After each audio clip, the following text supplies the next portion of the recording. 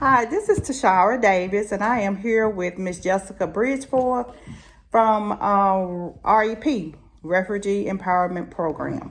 How you doing, Miss Jessica? I'm good. How are you? I am well. That's good.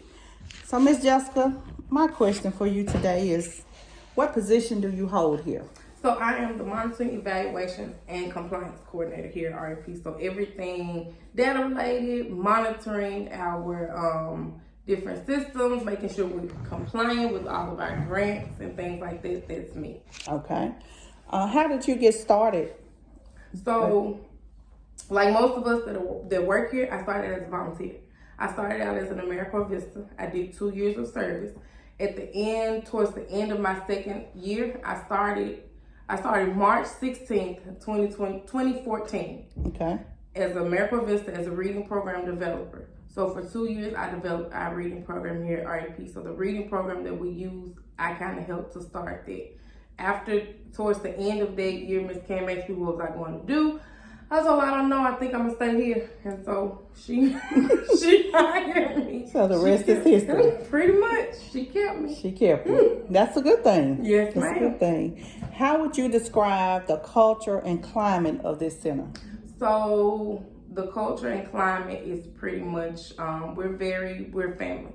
We're pretty laid back, pretty lax, pretty chill. We try to work together as a family because a lot of our students, they are family members, their cousins, their brothers, their sisters. So we treat them as our own children, as our nieces and nephews. That's how I see them. Okay. I see them as my nieces and nephews.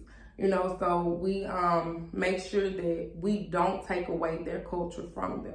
When they're in this space, we tell them it's okay to speak whatever language you speak at home, but we want you to speak English so that you can practice. Okay. The more you practice, the better you get, but we don't take their culture from them. We allow them to be them and to express themselves in the way that they see fit culturally.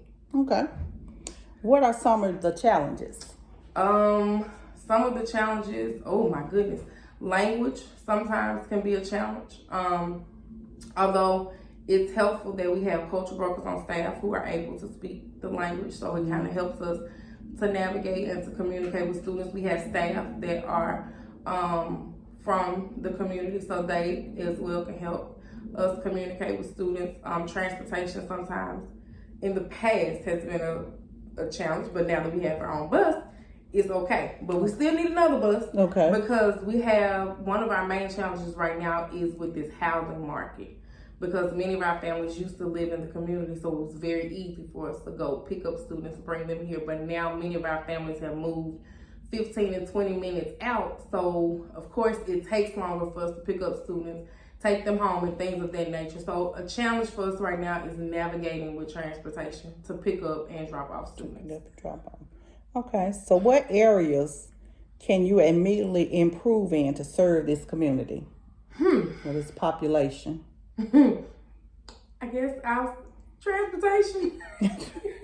If we could, to be honest, if somebody gave us $1 million today and we can get our own building and our own bus, another bus, we could serve all of our students with ease, because then we'll be able to pick them up. We'll be in our own facility where we won't have to worry about if someone's going to sell the building out from under us. If we have to get out of the building for construction or wherever, it will be our building. We'll be able to do what we want to do. But transportation could be something that we can work on right now. It's something that it's an ongoing process that we're working on. Ms. Cam is always talking to different people, trying to get more funding, trying to get another bus. So we're working on it now. Okay. What area of growth have you measured and growth by observation? Being here at REP, reading, literacy is something that I personally measured with students and that we continue to measure. So education, we look at students' report cards, progress reports. We talk to school day teachers.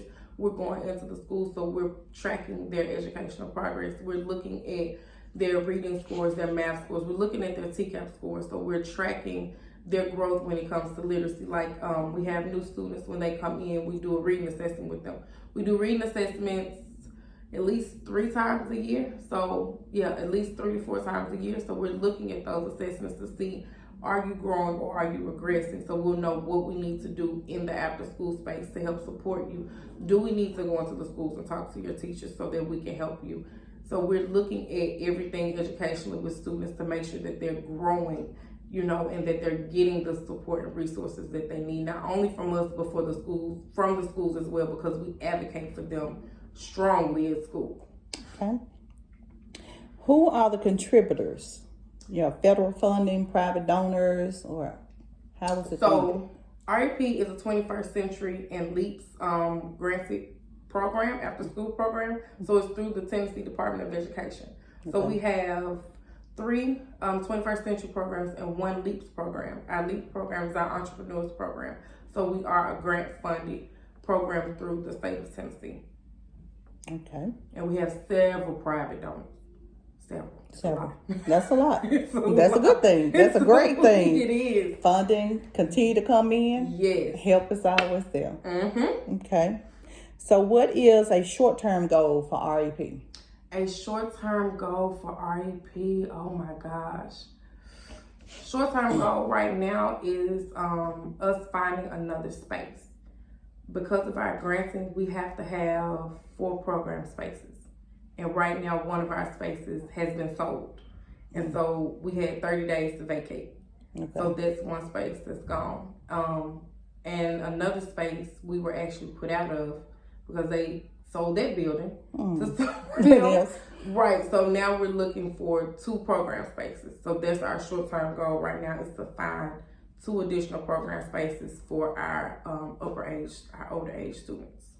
Okay, well, Miss Jessica, I really do appreciate you and your time of sitting down with me and doing my little mini interview. I appreciate you. I appreciate REP for allowing me to come in and do my intern. I love this place. I love the staff. I love the children. And if I had an opportunity to stay here and work here, I wouldn't mind, because this is a great population. I've learned so much since I've been here, learned the different cultures, the staff. Like I say, they are just absolutely amazing. I love this program, and it benefits so many people, so many children. They are learning so much from just this special staff that is here. Again, thank you. Thank you.